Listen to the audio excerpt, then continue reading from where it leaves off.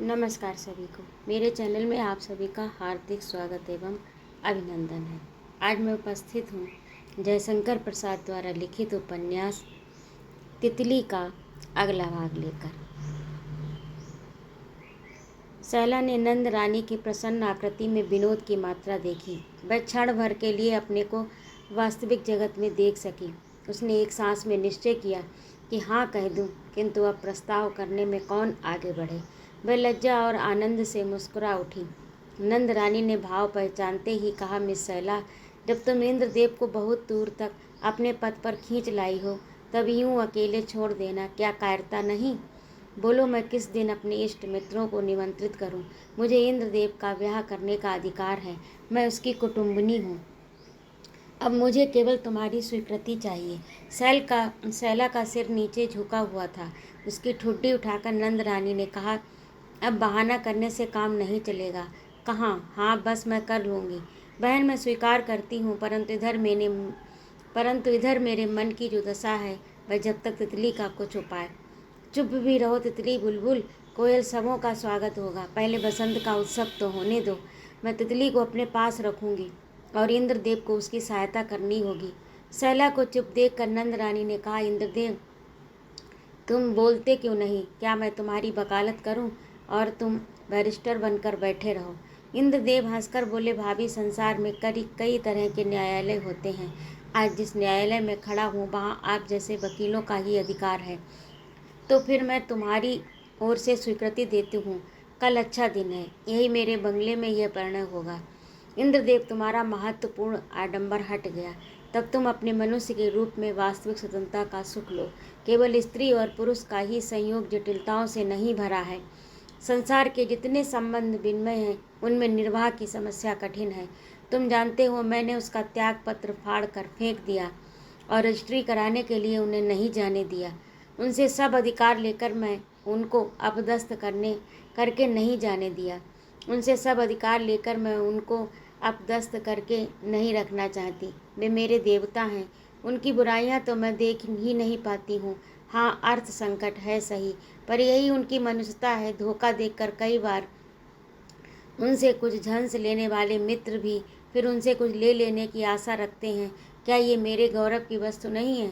मैंने उसका त्याग पत्र अस्वीकार कर दिया, परंतु अब मैं अर्थ सचिव बन गई हूँ। अब वे सीधे मेरे पास कुछ भेज देते हैं। मैं कहती हूँ कि पुरुष और स्त्री को ब्याह करना ही चाहिए। एक दूसरे के सुख दुख अभाव आपदाओं को प्रसन्नता में बदलने के लिए सदैव प्रयत्न करना चाहिए। इसलिए तुम दोनों को मैं एक में बांध देना चाहती हूँ। सैला ने इंद्रदेव की ओर जिज्ञासा भरी दृष्टि से देखा। इंद्रदेव ने मिसिर को पुकार कर कहा, देखो, तितली नाम की एक स्त्री बाहर है, उसे बुला लाओ। तितली आई, उसने नमस्कार किया। इंद्रदेव ने कुर्सी दिखलाकर कहा, बैठो। सहसा उसके मन में ये बात चमक गई जो उनके और तितली के ब्याह के लिए धामपुर में एक बार अदृश्य का उपहास बनकर फैल गई थी। फिर प्रकृतिस्थ होकर तितली के बैठ जाने पर इंद्रदेव ने कहा, मुझे तुम्हारी सब बातें मालूम है। मैं सब तरह की सहायता करना चाहूँगा, किंतु जब मधुबन इस समय कहीं जाकर छिप गया है, तब कुछ सोच समझ कर करना होगा। मैं उसका पता लगाने का प्रयत्न करूँगा और रह गया शेर को उसका कागज़ में देख लूँगा, तब कहूँगा। बंजरिया का लगान जमा करवा दूँगा, फिर उसका भी प्रबंध कर दिया जाएगा। तब तक तुम यहीं रहो। क्यों सैला, कल के लिए तुम तितली को निमंत्रित न करोगी? तितली ने चुपचाप सुन लिया। सैला ने कहा, तितली, कल के लिए मेरी ओर से निमंत्रण है, तुमको यहीं रहना होगा। तितली के मुंह पर उस निरानंद में भी एक स्मित रेखा झलक उठी। दूसरे दिन वैवाहिक उत्सव के समाप्त हो जाने पर तितली वहाँ से बिना कुछ कहे सुने कहीं चली गई। सैला और इंद्रदेव दोनों ही उसको बहुत खोजते रहे। चुनार की एक पहाड़ी कंदरा में रहते हुए मधुवन को कई सप्ताह हो गए। मैं निस्तब्ध रजनी में गंगा की लहरों का पहाड़ी के साथ टकराने का गंभीर शब्द सुना करता। उसके हृदय में भय, क्रोध और घृणा का भयानक संघर्ष चला करता। उसके जीवन में आरंभ से ही अभाव था, पर वह उसे उतना नहीं अखरता था जितना वह एकांतवास। सब कुछ मिलाकर भी जैसे उसके हाथ से निकल गया। छोटी सी गृहस्थी, उसमें तितली सी युवती का सावधानी से भरा हुआ मधुर व्यवहार और भी भविष्य की कितनी ही मधुर आशाएं। सहसा जैसे आने वाले पतझड़ के झपेटे में पड़कर पत्तियों की तरह बिखर कर तीन तेरा हो गई। वह अपने ही स्वार्थ को देखता दूसरों के पचड़े में पड़ा होता तो आज वह दिन देखने की बारी ना आती। उसने मन ही मन विचार किया कि सचमुच समूचा जगत मेरे लिए एक षड्यंत्र रच रहा था और मूर्ख मैं एक भावना में पड़कर एक काल्पनिक महत्व के प्रलोभन में फंसकर आज इस कष्ट में कदर्थित हो रहा हूँ। उसके जीवन का गणित भ्रामक नहीं है और फल अशुद्ध निकलता दिखाई पड़ रहा है, तब वह दोष उसको हो ही नहीं सकता। नहीं, उसमें अवश्य किसी दूसरे का हाथ है। दूसरे पिशाच के भयानक चंगुल में फंसाकर सब निर्विघ्न आनंद ले रहे थे। कौन? राजू, तितली, मैना, सुखदेव, तहसीलदार और सैला, सब चुपचाप। मैं कितने दिनों तक छिपा छिपा फिरूंगा और शेर कोट बंजरिया उसमें तितली का सुंदर सा मुख नोच सोचते सोचते उसे झपकी आ गई। भूख से भी वह पीड़ित था। दिन ढल रहा था, परंतु जब तक रात न हो जाए बाजार तक जाने में वह असमर्थ था। उसकी निद्रा स्वप्न को खींच लाई। उसने देखा तितली हंसती हुई अपनी कुटिया के द्वार पर खड़ी है। उधर से इंद्रदेव घोड़े पर सभी जगह आकर उतर गए। उन्होंने तितली से कुछ पूछा। तितली ने मंद मुस्कान के साथ न जाने क्या उत्तर दिया। इंद्रदेव प्रसन्न से फिर घोड़े पर सवार होकर चले गए। उस समय अपने को उसने घूमची की लता की आड़ में पाया। वह छिपकर देख रहा था। हाँ, फिर सुखदेव आता है, वह भी तितली से बात करके चला जाता है। स्वप्न की संध्या दिन को ढुलकाकर रात को बुला लाई। अंधेरा हो गया, तारे निकल आए। उसे फुसफुसाहट सुनाई पड़ी। तितली अपने अंचल में दीप लिए किसी को पथ दिखाने के लिए खड़ी है। उसका मुख धूमिल है, वह घबराई सी जान पड़ती है। दूसरा दृश्य अंधकार में और भी मलिन कलुषपूर्ण हृदय की भूमिका में अत्यंत विकृत होकर प्रतिभासित हो उठा। शेरकोट खंड है, उसमें भीतरी ये लिपपुती चूने से चमकीली एक छोटी सी कोठरी और राजो बंठन कर बैठी है। क्यों? किवाड़ बंद है। भीतर ही वह शीशे में अपना रूप देख रही है। बाहर किवाड़ों पर खटखट शब्द होता है। वह मुस्कुराकर उठ खड़ी होती है। स्वप्न देखते हुए भी मधुवन और बलपूर्वक पलकों को दबा लेता है। आंखें जो बंद थीं वह मानो फिर से बंद हो जाती हैं। आगे का दृश्य देखने में वह असमर्थ है। तब वह पुरुष है, उसको मान के लिए मर मिटना चाहिए, परंतु वह नीच व्यापार यूं ही चलता रहे। कुत्सित प्राणियों का कालिमापूर्ण नहीं, अब नहीं। संसार को अपने एक कोने में सुख नहीं, आनंद नहीं, किसी तरह जीवन को बिता लेने के लिए भी अवसर नहीं देना चाहता। तो जिनको मैं परम प्रिय मानता हूँ उनका अपमान चाहे वह उन्हीं की स्वीकृति से हो रहा हो, नहीं होने दूंगा। मैं सपने का वीर हुंकार कर उठा। पहले तितली ही, हाँ, उसी का गला घोटना होगा। उसे प्यार करता हूँ, नहीं तो संसार में न जाने क्या कहाँ हो रहा है, मुझे क्या। नहीं, तितली को मेरी रक्षा के बाहर संसार में जाने से अपमान, कुत्सा, दुख भोगना पड़ेगा। मैं चढ़ूँगा फांसी पर। चढ़ने से पहले एक बार सबको जी खोलकर गाली दूंगा संसार को। हाँ, इसी पाजी नीच कृतघ्न संसार को, जिसने मेरा मूल्य नहीं समझा। हाहाकार में व्यथित होकर धीरे धीरे मुस्कुराता हुआ वह अपनी चाल पर चला जा रहा था। ये क्या रहने के उपयुक्त है? सब ठीक तो अंधकार है। वह फिर उसी बंजरिया में घुसता है। फिर तितली का भोला सा सुंदर मुख, उसका साहस विचलित होता है। शरीर कांपने लगता है, आंखें खुल जाती हैं। वह पसीने से तर उठ बैठता है। दिन ढल चुका है। वह धीरे धीरे अपनी कंदरा से बाहर आया। गंगा की तरी में खेत सुनसान पड़े थे, फसल कट चुकी थी। दूर पर किले की भद्दी प्राचीर ऊंची होकर दिखाई पड़ी। वह धीरे धीरे बाजार की ओर न जाकर किले की ओर चला। सूर्य डूब रहे थे। अभी कोयले से भरी हुई छोटी छोटी हाथ गाड़ियाँ रिफॉर्मेटरी के लड़के ढकेल रहे थे। मधुबन ने आँख गड़ाकर देखा, ये रामदीन तो नहीं है? है तो वही। वह बेग से चलने लगा। रामदीन के पास जा पहुंचा। उसने कहा, रामदीन। रामदीन ने एक बार इधर उधर देखा, फिर जैसे प्रकृतिस्थ हो गया। इधर कई महीनों से वह धामपुर को भूल गया था। उसे अच्छा खाना मिलता, काम करना पड़ता, तथा अन्य बातों की चिंता क्यों करे। आज सामने मधुबन, क्षण भर में उसे अपने बंदी जीवन का ज्ञान हो गया। वह स्वतंत्रता के लिए छटपटा उठा। मधुबन बाबू, वह चीत्कार कर उठा, क्या तू छूट गया रे? नौकरी कर रहा है? नहीं तो वही जेल का कोयला ढो रहा हूँ। और कौन है तेरे साथ? कोई नहीं, यही अंतिम गाड़ी थी, मैं ले जा रहा हूँ। और आगे लोग चले गए हैं। दूर पर प्रशांत संध्या की छाती को धड़काते हुए कोई रेलगाड़ी स्टेशन की ओर आ रही थी। बिजली की तरह एक बात मधुवन के मन में कौंध उठी। उसने पूछा, मैं कलकत्ता जा रहा हूँ, तू भी चलेगा? रामदीन नटखट, अवसर मिलने पर कुछ उत्पाद, हलचल, उपद्रव मचाने का आनंद छोड़ना नहीं चाहता, और मधुवन तो संसार के व्यवस्था के विरुद्ध हो ही गया। रामदीन ने कहा, सच चलूं? हाँ चल। रामदीन ने एक बार किले की धुंधली छाया को देखा और स्टेशन की ओर भाग चला, पीछे पीछे मधुवन। गाड़ी के पिछले डिब्बे प्लेटफार्म के बाहर लाइन में खड़े थे। प्लेटफार्म के ढालुए छोर पर खड़े होकर गार्ड ने धीरे धीरे हरी झंडी दिखाई। उस जगह पहुंचकर भी मधुवन और रामदीन हताश हो गए। टिकट लेने का समय नहीं, गाड़ी चल चुकी है। उधर लौटने से पकड़े जाने का भय। गार्ड वाला डिब्बा गार्ड के समीप पहुंचा। दूर खड़े स्टेशन मास्टर से कुछ संकेत करते हुए अभ्यस्त गार्ड का पैर डिब्बे की पटरी पर तो पहुंचा, पर वह चूक गया। दूसरा पैर फिसल गया। दूसरे ही क्षण कोई भयानक घटना हो जाती, परंतु मधुवन ने बड़ी तत्परता से गार्ड को खींच लिया। गाड़ी खड़ी हुई स्टेशन पर आकर गार्ड ने मधुवन को 10 रुपए का एक नोट देना चाहा। उसने कहा, नहीं, हम लोग देहाती हैं, कलकत्ता जाना चाहते हैं। गार्ड ने प्रसन्नता से उन दोनों को अपने डिब्बे में बैठा लिया। गाड़ी कलकत्ता के लिए चल पड़ी। उसी समय बंजरिया में उदासी से भरा हुआ दिन ढल रहा था। सिरिस के वृक्ष के नीचे अपनी दोनों हथेलियों पर मुख रखे राजकुमारी चुपचाप आंसू की बूंदें गिरा रही थी। उसी के सामने बटाई के खेत से आए हुए जौ गेहूं के बोझ पड़े थे। गऊ उसे मुख से खा रही थी, परंतु राजकुमारी उसे हाँकती न थी। मलिया भी पीठ पर रस्सी और हाथ में गगरी लिए पानी भरने के लिए दूसरी ओर चली जा रही थी। राजकुमारी मन ही मन सोच रही थी, मैं ही इन उपद्रवों की जड़ हूँ। न जाने किस बुरी घड़ी में मेरे सीधे साधे हृदय में संसार की अप्राप्त सुख लालसा जाग उठी, जिसने मेरे सुशील मधुबन के ऊपर ये विपत्ति लाई। तितली भी चली गई, उसका भी कुछ पता नहीं।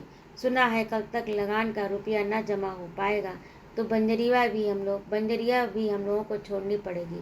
हे भगवान! बैसाख की संध्या आई। नारंगी के हल्के रंग वाले पश्चिम के आकाश के नीचे संध्या का प्राकृतिक चित्र मधुर पवन से सजीव हो चला था। पवन अस्पष्ट गति से चल रहा था। उसमें अभी कुछ कुछ शीतलता थी। सूर्य की अंतिम किरणें भी डूब चुकी थीं, किंतु राजकुमारी की भावनाओं का अंत नहीं। सहसा तितली ने पास आकर कहा, मलिया, कहाँ गई जीजी? क्या तुमने गऊ के ही खाने के लिए इतना सा बोझ यहाँ डाल दिया है? वही दृढ़ स्वर, वही अविचल भाव। राजो ने चौंक कर उसकी ओर देखा। तितली, तू आ गई? मधुमन का पता लगा? मुकदमे में क्या हुआ? कहीं पता नहीं लगा, और ना तो उसके बिना आए मुकदमा ही चलता है। तब तक हम लोगों को मुंह सीकर तो रहना नहीं होगा जीजी।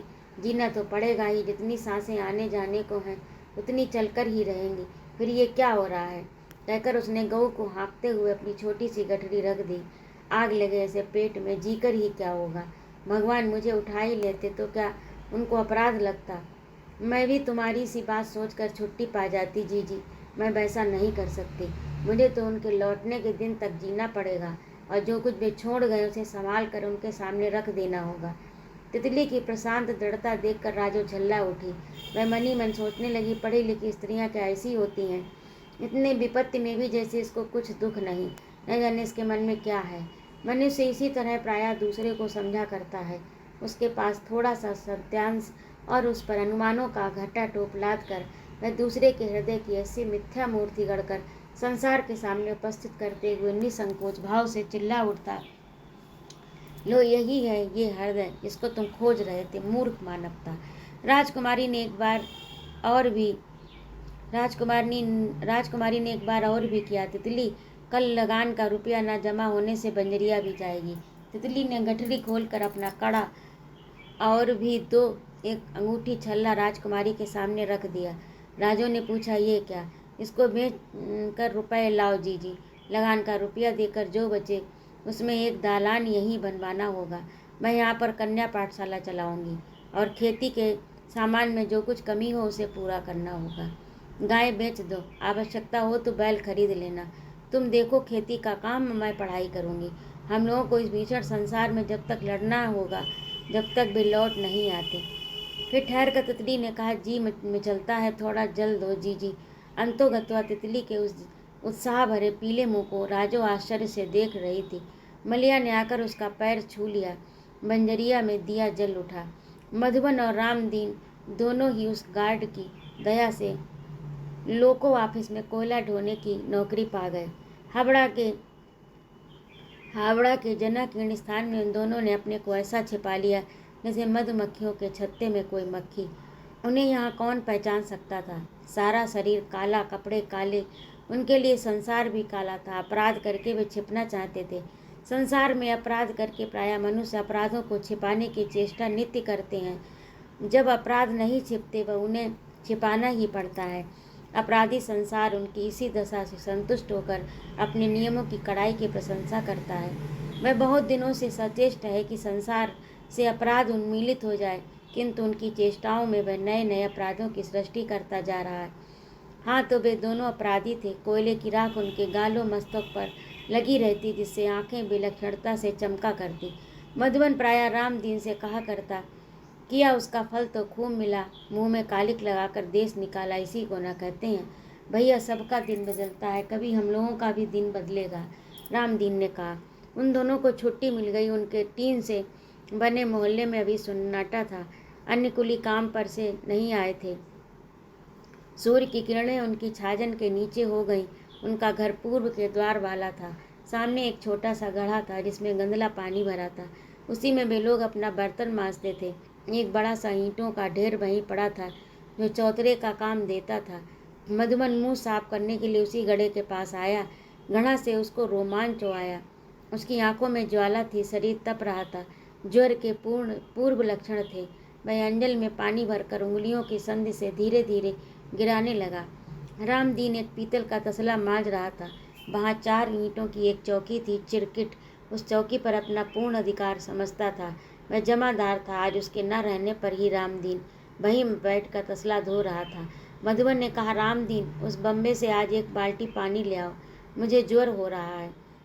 उसमें से एक लोटा गर्म करके मेरे सिरहाने रख देना, मैं सोने जाता हूँ। भैया, अब तो किरण डूब रही है, तनिक बैठे रहो, अभी दिया जल जाने दो। रामदीन ने अभी इतना ही कहा था कि चिरकिट ने दूर से ललकारा, कौन रे है चौतरिया पर बैठा। रामदीन उठने लगा। मधुबन ने उसे बैठे रहने का संकेत किया। वह कुछ बोला भी नहीं, उठा भी नहीं। चिरकिट ये अपमान कैसे सह सकता था। उसने आते ही अपना बर्तन रामदीन के ऊपर दे मारा। मधुबन को कोयले की कालिमा से इतनी घृणा थी, उससे अधिक थी चिरकिट के घमंड से। आज वह कुछ उत्तेजित था। मन की स्वाभाविक क्रिया कुछ तीव्र हो उठी। उसने कहा, ये क्या चिरकिट, तुमने उस बेचारे पर अपने जूठे बर्तन फेंक दिए। फेंक तो दिए, जो मेरे चौतरिया पर बैठेगा वही इस तरह। वह आगे कुछ न कह सके, इसलिए मधुबन ने कहा, चुप रहो चिरकिट, तुम पाजीपन भी करते हो और सबसे टर्राते हो। सब बर्तन माँज कर ईंटें नहीं उठा ले जाएगा। हट जाता है तो तुम भी माँज लेना। नहीं, इसको अभी हटना होगा। अभी तो ना हटेगा, गर्म ना हो, बैठ जाओ। वह देखो तसला धुल गया। क्रोध से उन्मत्त चिरकिट ने कहा, यहाँ धांधली नहीं चलेगी, ढोएंगे कोयला, बनेंगे ब्राह्मण ठाकुर। तुम्हारा जनेऊ देखकर यहाँ कोई न डरेगा। ये गांव नहीं है जहाँ घास का बोझ लिए जाते भी तुमको देखकर खाट से उठ खड़ा होना पड़ेगा। मधुबन ने अपने छोटे कुर्ते के नीचे लटकते हुए जनेऊ को देखा, फिर उस चिरकिट के मुंह की ओर। चिरकिट उस विकट दृष्टि को सह न सका। उसने मुंह नीचे कर लिया। तब भी झापड़ लगा ही। वह चिल्ला उठा, अरे मानव, दौड़ ले, मार डाला रे। कुल इकट्ठे हो गए। मधुबन उन सबों में अविचल खड़ा रहा। सबने सोचा अभी समय है। झगड़ा बढ़ा और पुलिस तक पहुंचा तो फिर क्षण भर में उसने कर्तव्य निश्चित कर लिया। कड़क कर बोला, सुना चिरकिट, समय पड़ने पर मेहनत मजदूरी करके खाने से जनेऊ नीचा नहीं हो जाएगा। आज से फिर कभी तुम ऐसी बात न बोलना, और तुमके मेरा यहाँ रहना बुरा लगता हो तो लो, हम लोग चले। जहाँ हाथ पैर चलाएंगे वहीं पैसा लेंगे। रामदीन समझ चुका था कि उसने कंबल की गठरी बांधी। दोनों चले। मधुबन को रोक कर कुलियों को उससे झगड़ा करने का उत्साह न हुआ। उनकी भी कलकत्ते में रहने की इच्छा थी। हावड़ा के पुल पर आकर उसने एक नया संसार देखा, जनता का जंगल। सब मनुष्य जैसे समय और अवकाश का अतिक्रमण करके बहुत शीघ्र अपना काम कर डालने में व्यस्त हैं। वह चकित सा चला जा रहा था। घूमता हुआ जब मछुआ बाजार के भीड़ से आगे बढ़ा तो उसको ज्वर अधिक हो आया। फिर उसे विश्राम के लिए इस जनाकीर्ण नगर में कहीं स्थान न था। पटरी पर एक जगह भीड़ लगी थी। एक लड़का अपनी भद्दी संगीत कला से लोगों का मनोरंजन कर रहा था। रामधारी पांडे एक मारवाड़ी कोठी का जमादार था। उनके साथ 10-12 बलिष्ठ युवक रहते थे। उनके नाम के लिए तो नौकरी थी, परंतु अधिक लाभ तो उनको इस नवयुवक के साथ रहने का था। सब लोग इस कानून के युग में भी बाहुबल से कुछ आशा, भय और सहानुभूति रखते थे। सुरती चूना मलते हुए प्रायः तमौली की दुकान पर बैठा दिखाई पड़ता। एक न एक तमाशा लगाए रहने से बाजार उसके बहुत से काम सधा करते थे। रहीम नाम का एक बदमाश मछुआ उस दिन बहुत तप रहा था, इसलिए रामधारी की 5 उंगलियां घी में थी। रहीम के दल का भी वह लड़का था। उसका काम था कहीं भी खड़े होकर नाच गाकर कुछ भीड़ इकट्ठी कर लेना। इसी समय उसके अन्य साथी गिरहट लड़के जेब कतरते थे। उन सबों की रक्षा के लिए रहीम के 2 घर एक चर भी रहते थे, जो आवश्यकता होने पर 2-4 हाथ इधर उधर चलाकर लड़कों को भागने में सहायता करते। रामधारी और रहीम में संध थी। साधारण बातों पर लोग कभी झगड़ते न थे। जिससे पूरी थैली मिलती, उसके लिए कभी कभी 2-4 खोपड़ियों का रक्त निकाल लिया जाता, वह भी केवल दिखाने के लिए। तो ये था आज का भाग। आपको कैसा लगा कमेंट करके अवश्य बताइए। यदि आपको मेरा कहानी सुनाना अच्छा लगता हो तो कृपया मेरे चैनल को सब्सक्राइब करिए, लाइक करिए और कमेंट भी करिए। आपकी प्रतीक्षा का मुझे इंतज़ार रहेगा। जय माँ भारती। बहुत बहुत धन्यवाद।